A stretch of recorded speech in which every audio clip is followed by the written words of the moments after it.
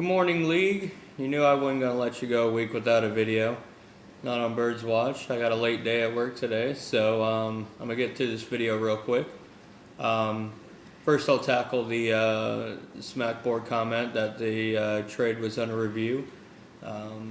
Completely indicative of some of the things that have been going on in the league. That's why it was in review. I'll go ahead and put it through right after the video. After I did some research, I too can make phone calls to people around the league. And to just touch on that real quick, because I don't think I've touched on it. I wasn't planning to touch on it, but since it's starting to affect some of the decisions that Bird and I are making as far as the league goes and as far as your two teams go, hey, listen, as soon as you guys got off the phone with them, they went ahead, picked up the phone and called me. Here's the deal. I'm in 5 leagues myself. One of them actually is a $10,000 winner league. So I get it. I get other leagues. And I think that you should have other leagues. Just because it's fun as hell to play the game. But at the same time, I don't believe I'd ever go out and create a mutiny among some of the league to leave this league and start another one. I wouldn't do that. So as far as the decision making on trades and things like that, listen, when we sit down and look at the trade and go to put it through, we see an elite running back, an elite receiver, and a first-round pick for Christian Ponder. If that doesn't raise a red flag, then I don't know what does. So we're going to go ahead and put it through still. But just an interesting move. That's why it was a red flag to us. And moving forward, those are things that you should expect throughout the league. That's the purpose of the co-commissioner. You notice he came on right around the time you guys complained about my trade with Pops. I'd like to be the first to point out that neither of those players, matter of fact, nobody in that entire trade is currently playing on an active starting lineup. So thanks for the complaints. That really went a long way. Bird and I coordinate on a lot of different things. Trades, ads and waves. Scotty's lineup still needs to be fixed by me. I've just been dragging my feet on that. As far as the Ray Lewis situation and IR and things like that. Listen, guys, IR is simple. There's no reason for a poll or Smackboard talk or anything like that. IR is very simple. You get 3 spots. Once you IR somebody, they can't play for the whole year. And that's just the way it is. The site is set up to where that player has, at the very least, has to be probable, which means a red dot by their name, or hurt, or anything like that. Anything that would cause a red dot on the player. Think of it as a farm system if you want to, if they're hurt and not playing in the NFL. But you get 3 roster spots to do that, so use them as you will. We also coordinate on player claims, things like that, roster violations. We've been pretty much on top of that throughout the entire year, as has the whole league. So that's good. I think we have that in check. The draft, will be a lot more preparation for the draft. There was a question earlier. No, you cannot attach a team name to draft picks. I know it's stupid. I've asked since year 2 or 3. So I just don't think that's something that's going to be happening. Scheduling will be a lot more effective next year. There's no more drop-down box. Okay, 10 teams, 2 division, 13 weeks, bam, set it for us. We did it one year and it was completely successful. Was the first 4 weeks and the last 4 weeks of the year, you play your division. That's it. In the middle, you will have every opportunity to play each team in the other division once. So that's how the schedule is set up. I wish I had more time to do it continually, but that was the most effective year, and that would be a lot more exciting, in my opinion. You can look at it both ways, but a lot more exciting right now if, let's say, Bird was playing Pac-Man to get into the playoffs, and Pip was playing Pope. Not saying that we could have a crystal ball and see that in the future, but that would be more exciting, I think. Me and Throp have locked up first-round buys. That's already said and done. If Throp loses and Voss wins, neither of them are playing a division matchup. They'll tie in record, but Throp will have the better division record, so Throp has locked that up.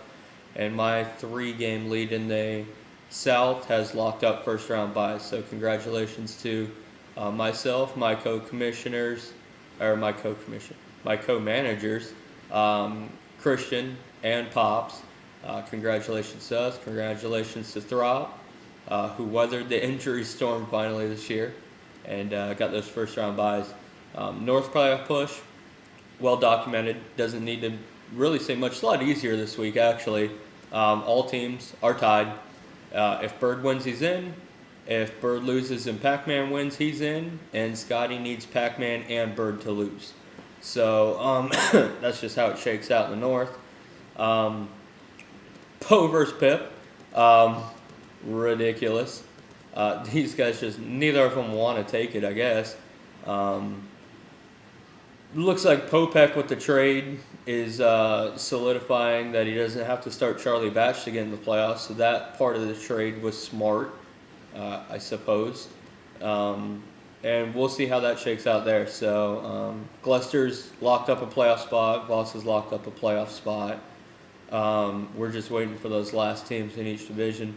And the last thing I'll say is this, guys, and we've said this before. Last year kind of got a little out of hand. I asked a simple question, then we kind of went down a list. But the league is set up the way it is. And when I see some of these running back scoring and quarterbacks and bonuses and things like that, realize this, guys, and we said a long time ago, and this is the best way I can say it. This is the best way to sum it up.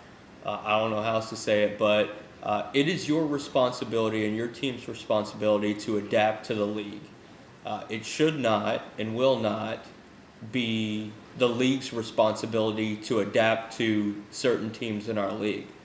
That should sum it up, but I'll emphasize that, guys, the NFL is never been accused of being a power rushing league anymore. It is a pass happy league. We've got 10 receivers over 1,000 yards. We've got 4 running backs over 1,000 yards. There's your point differential there. It might be 7, not 10, but still, there's quite a bit more receivers tearing it up. If you're in a position where you have elite running backs, that's a good thing. Number one, because you've got a leg up on the other team that have mediocre running backs. Number two is if you have elite running backs and you're not happy with the way they're performing, guess what? Go out and get an elite wide receiver because they're scoring more points. So I'll say it again. This league will not adapt to the teams anymore. The team should have to adapt to the league. And I think that's the problem since day one is we opened the can of worms. We said, oh, this scores way too much and that scores way too much. And Jamie's getting way too many points for return yards when there's 5 return men sitting on the waiver wire. Pick those guys up, get the same advantage I did. Quarterbacks, people complain, oh, Gloucester gets carried by Breeze and Rogers. His team is garbage outside of that. Number one, the team's starting to come along, so that's not 100% true anymore. Number two, go get yourself an elite quarterback like the Vosses did. They got 2 of them. Guys, those are the points of the league, and you see the most successful people in our league right now adapting to the rules of the league. They're not waiting around till the off season saying, wow, my team can get really better if I explain to the league we should change this. That's not how it works. Get better. Throp adapted. Voss, myself, Gloucester. We've all adapted. Those are your top 4 teams in the league. It's not a fucking mystery. Scotty's team is carried by IDP. Should we change IDP? Hell no, we shouldn't. I love it. I think that was Popek's idea, was to introduce another individual defensive player. We're all about defense in this league. Everybody I talk to, at least. So you guys may comment about some of my defensive players. Pip has some really good ones. Go out and get yourself some elite defensive players. It's not rocket science, guys, but I've got to go to work. I appreciate your guys' enthusiasm throughout the league. And really, for the whole entire year, it's been a pretty good year. We're missing out on Pac-Man. My only guess is he's a little sore about that move we made one week. But other than that, good league, good year. Playoffs are about to start, so good luck to those who are still fighting for a spot. And it starts tonight. So I'll see you guys next week. Bye.